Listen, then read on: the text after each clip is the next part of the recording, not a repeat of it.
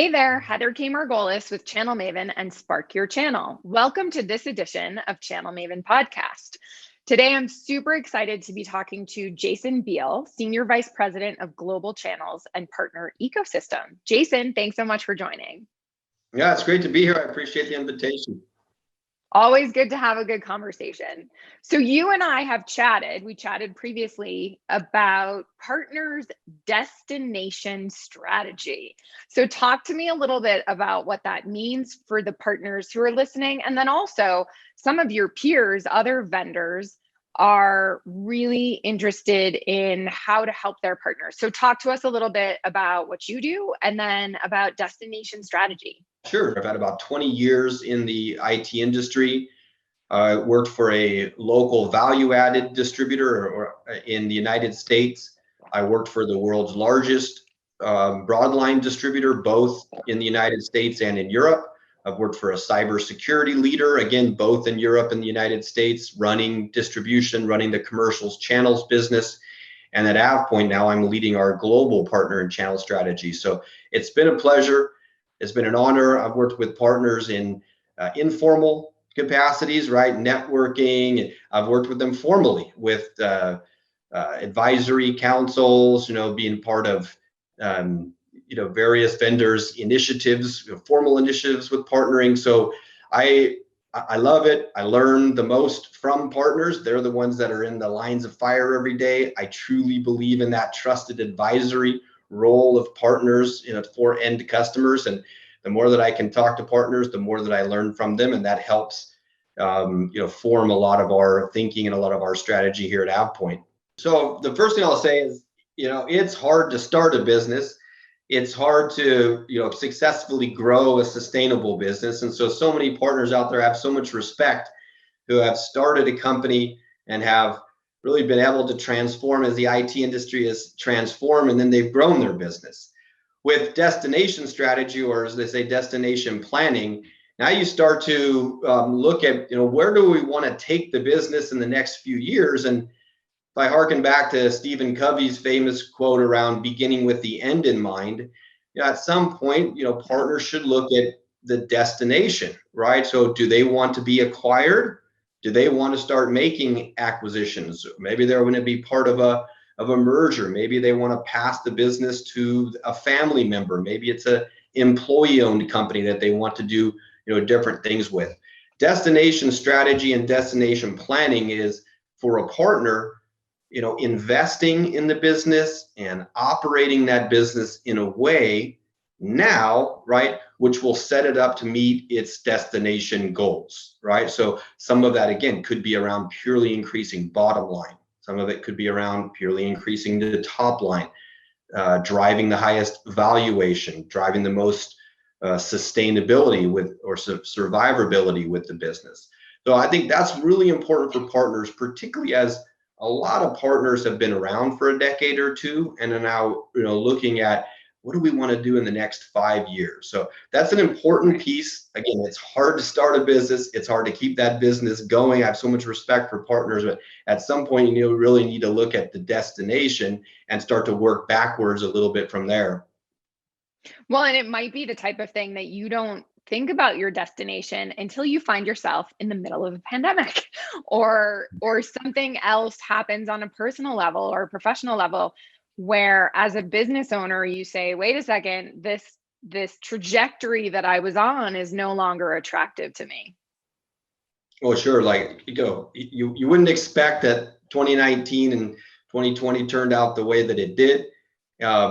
There's partners that, really are getting towards the age of retirement where they're going to be, they really need to make hard decisions around, when they want to retire and what happens to the business afterwards. And then, Heather, you've seen there's just been a tremendous uptick in M&A activity in this industry. The private equity money coming in, the roll-ups, it's that also, while it's always been a part of the channel or the IT industry, it certainly is accelerated. And if I were the owner of a partner business today, I'd be looking around saying, okay, what does that mean for my business? And for the vendors who are listening, if your partners are looking to get acquired or have some sort of a merger, this is where demand gen becomes incredibly important for that valuation you mentioned. You don't want to go into a situation where it's a distressed sale and you're not going to have the outcome that really makes sense for you. So how are you at AvePoint helping partners reach their potential, and how can other vendors and other peers of yours do the same?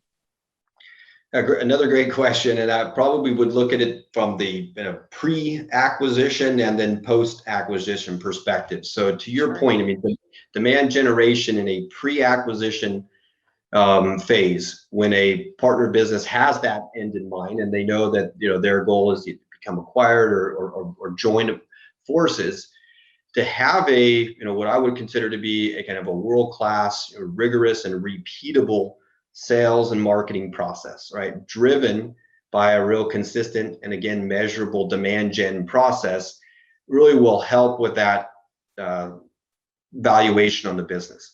There are a lot of partners, quite frankly, that incredible technically. They've grown as engineers, had a lot of referrals into the business to help them acquire customers. But there's a special subset of partners that really has architected a world-class demand gen process, sales intake, and sales output process. And the more that partners can architect that, focus on demand generation, that will help them with existing customers and help them from a customer acquisition perspective. MSP. Sorry, go ahead. No, I was just going to say, you touch on such an important piece that you can't. When business is good, you don't have to be great at demand gen and sales and marketing. When you go through something we all just went through in 2020, that's when we saw a lot of partners going to their vendors like AvePoint and saying, I need help. So sorry, I cut you off. What were you going to say about MSPs? Well, MSP, it's, I've loved this it's an academic rule called the rule of 78, right? And I've loved it since I learned about it probably 15 years ago. And in a managed service business, particularly monthly recurring, the rule of 78 should guide a lot of your demand gen investments and that, the customer capture goals. The rule of 78 says, if you sell, $1 of a monthly recurring contract in January, and then you sell one contract for $1 a month in February and one in March, at the end of the year, that partner business, that MSP, has $78 of revenue, and they go into next year with 144 locked up. So that's one that at AvePoint, we work a lot with our MSPs, showing them that model and helping, what are you going to do from a demand gen and investments in marketing and pipeline in order to land that X number of contracts for Y amount of monthly recurring per month. And then it just becomes real predictable after that. Well, and I think, we talk a lot about the flywheel. Instead of the demand gen funnel, we talk about the flywheel, where you are attracting, engaging, and then delighting your customers. Yeah. Because to make the rule of 78 work, you can't have customers dropping, right? You need to keep them happy. So it's not just about getting those customers in, it's also making sure that they're going to renew the next year and that they see the value in what you're doing and presenting. So I think that's super important as well, the delight piece. Tell me a little bit, at AvePoint, I also know you're supporting your referral partners and seeing the fruits of those efforts, so to speak. Not everyone has a referral program that makes sense and isn't a heavy lift. I think sometimes the referral partners are forgotten about until they refer something. So let's talk about the evolution from strictly transactional partners to more of these referral-based partners. I've certainly seen a trend, and in my conversations with existing and prospective partners, that have an increase in the percentage of partners who are saying we're non-transactional. Right. And meaning that they not only do they no longer want to sell hardware, but they also no longer want to transact either annual licenses or even to be a part of that SaaS transaction.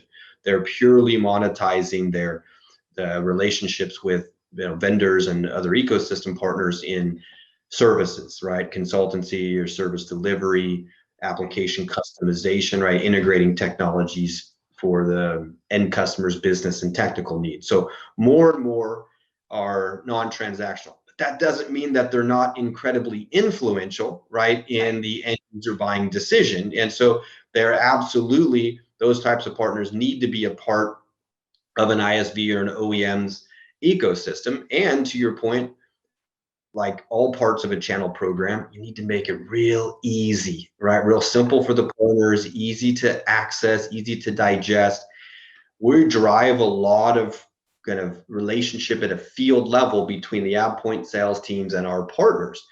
And that includes referral partners. And when they influence and help to position AvePoint technology in an end customer, we want to make sure they're getting the credit, that they have visibility to that transaction, and so they have visibility to the compensation that will provide to them on the back end. And we always say partners will never do anything that doesn't directly benefit their business. So I almost think that ease of use piece has to be more so for a referral partner. If you go to your referral partners and you say, okay, you need to get certified in how to sell our stuff, they're going to go, why? I'm not selling it. I'm referring it to you, or I'm referring it to one of your transactional partners who are then going to take it. So that ease of business, I think we're seeing for referral partners, it's almost as if you are wooing them as much as you would a customer. Yeah. The why piece often is services work, right? Hey, you're going to get the services work, or what we would consider to be kind of IP co-creation. So we're going to work with that partner to help take the kernels of our technology and open it up and customize it for the needs of that partner's individual customer or the vertical market / industries that they serve. That's typically the why. Microsoft has done a great job of helping partners understand what they call that total economic opportunity around, right, the Microsoft license. IDC has said for $1 of Microsoft sold is $9.50 of this economic opportunity for partners. That's part of that why, right? Helping those referral partners see how they can capture part of that economic opportunity with a relationship with an ISV like AvePoint. Right. Well, and, we talked about sort of driving demand to those referral partners, getting them in, getting them happy. Obviously, I always go back to demand gen. So how is it different working with these types of partners than other types? And then what do they need to be successful in selling their own services around your solution? Yeah. So regardless of if they're participating in the resale transaction on the main, partners will still need and want to receive, training, enablement, right? Tools, templates, scripts, those sorts of that sort of help so they can service the needs of their end customers and position technology, right? Specifically around the demand gen, what we've seen is those businesses that are more service and consultancy or DevOps led want to be seen as experts in the industry, experts in a particular industry segment or vertical market. And what's critical is positioning their brand as influencers. And so from a demand gen perspective, whether you're an OEM or whether an ISV like AvePoint, those types of partners from a demand gen will interact and respond right to you if you're doing things like co-creating educational content, ebooks, right? Even academic social content, white papers. That's what will be a part of a joint marketing or a joint demand gen approach with that type of non-transactional partners. And then again, if you are able to co-create IP, customize software, do DevOps with them, then there's another avenue that you have to do demand gen that's outside of the focus on the influence and the brand development piece. Well, and really just being able to lean on you because they may be very sophisticated in what it is that they do, but to your earlier point, they're still not marketers. That's not what they should be doing. That's not what they should be trying to. That's like me saying that I can provide services on AvePoint solutions. I can't, but they need to do it at least at a high level so that they're being recognized as a thought leader in that area. So now marrying the two conversations we've had together, the selling of a services business, which I own a services business. I know that valuations are interesting. It's much harder than selling a product company. So if your referral partners are looking to make their company more of an acquisition target, what suggestions do you have for them? How do they make themselves attractive? Yeah, so another great question, because valuations on services revenue, particularly PS revenue, like one-time project revenue, you certainly don't have the multiple of managed services, recurring monthly or annual recurring revenue. You certainly don't have the multiple if you have intellectual property, right? If you've developed a particular solution, and oftentimes that $1 of PS sold turns into, in essence, $1 of valuation. Second, there's the risk of talent attrition. So the partner business may be performing really well, driving top line, strong bottom line, adding ton of value that makes them very attractive to an acquiring company. But if the acquiring company, it has a risk of losing some of that talent, well, then that business is certainly not going to be, the 1 + 1 isn't even going to equal 2, let alone 3. So for partners, I'd say this trend more and more in peering with ISVs, in doing IP co-creation, right? Creating unique, defendable, custom solutions is a way to increase value, right? This focus on partner DevOps.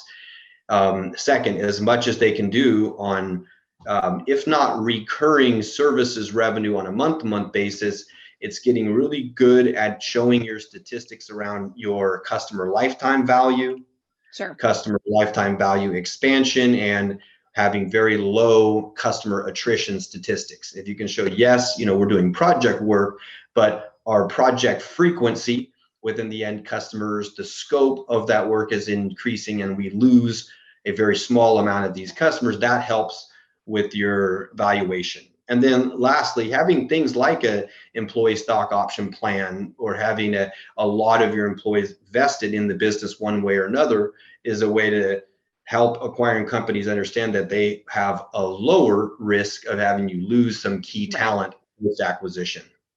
Right. So I'm hearing make sure that the project work that you are selling is maybe an annuity model, or it's annual versus just a one-time project. And if it is a one-time project, make that then flow into some sort of repeatable project.